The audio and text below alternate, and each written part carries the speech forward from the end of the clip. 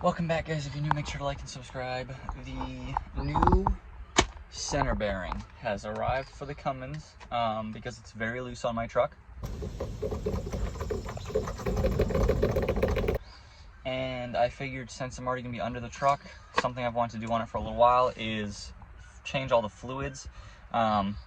So I got a bunch of gear oil and all the extra goodies, gasket maker and whatnot. I am going to do the front and rear differential fluid flush today as well. So I'm going to start with the differentials because the gasket maker technically is supposed to dry for 24 hours before I add fluid, so I'm going to get that out of the way sooner so it's got more time to dry. So here is the big old diff. I already know that it is filled with chocolate milk because I checked it the other day. So lots of chocolate milk is going to come out of this, but that's why we're doing it.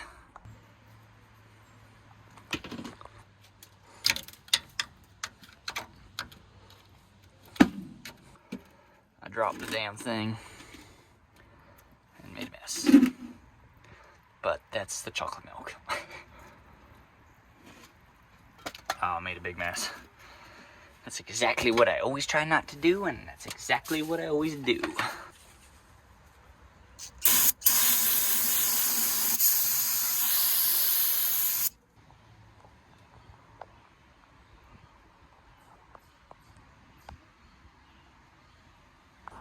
Fast forward just a little bit, and I got the cover off the rear diff, cleaned it out, dried everything, cleaned up the surfaces, and put the sealer on, or the gasket maker, put the cover on, let it sit for a little while, then tightened them all down, and did the same with the front diff. So everything is done on the front and rear diffs. They are just completely empty, and I'm going to fill them tomorrow with fluid once it dries completely. So now I'm going to attempt to get the drive shaft out so we can go after that carrier bearing. So we got the first little half of the drive shaft out.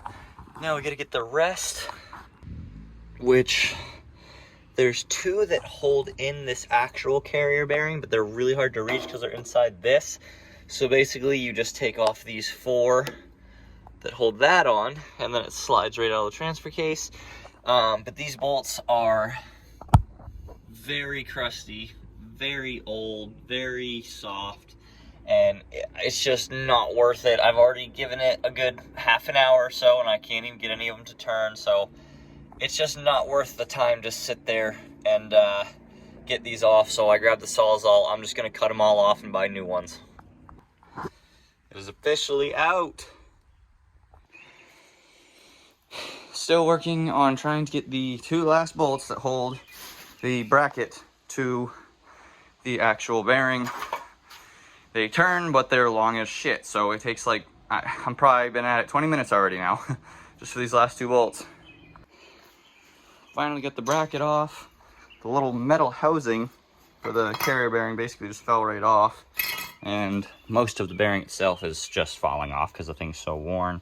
So now the last part might be the hardest, might go smoothly. Just sprayed it with a bunch of PB Blaster. Is this piece to right behind this little drive shaft piece. That whole thing is the bearing. It needs to slide off and come off the thing. So yeah, it's like pressed on there. Here we are, right down to the bare bearing. All the rubber and whatever is off. So yeah, basically right here is where the back of the bearing is, and this is the front. This whole piece has to slide forward. So I'm probably going to be using a lot of PB Blaster and a lot of heat and a lot of hitting. But who knows, it might come off easy, I don't know. Got the little outside piece, half the bearing off, trying to get the rest. We're another hour in of PB Blaster, hammer, air chisel, and no progress. So I'm going to cut the bearing off.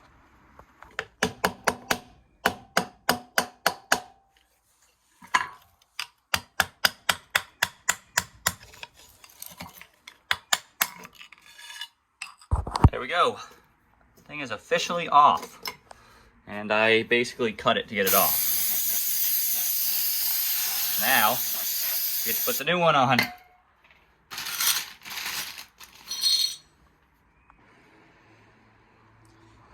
Took a lot, but there it is. Everything is on and in and good to go. So now I got to bring it back up and attach the bracket that it goes to, and then just throw it back in the truck and fill both front and rear diffs with fluid and then see if it moves.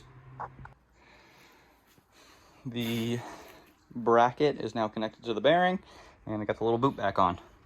And right here are my 4 new bolts to hold the bracket since we destroyed the other ones.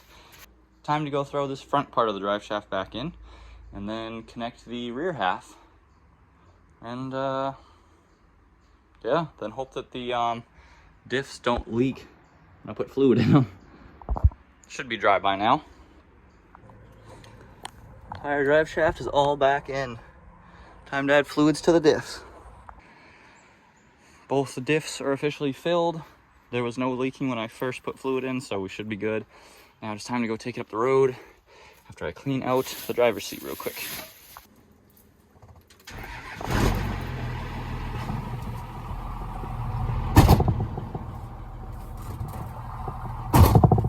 Now I gotta do door pins on the thing here. Jeez.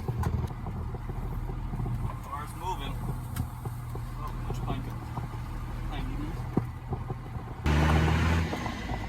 Do some double clutching because she's cold.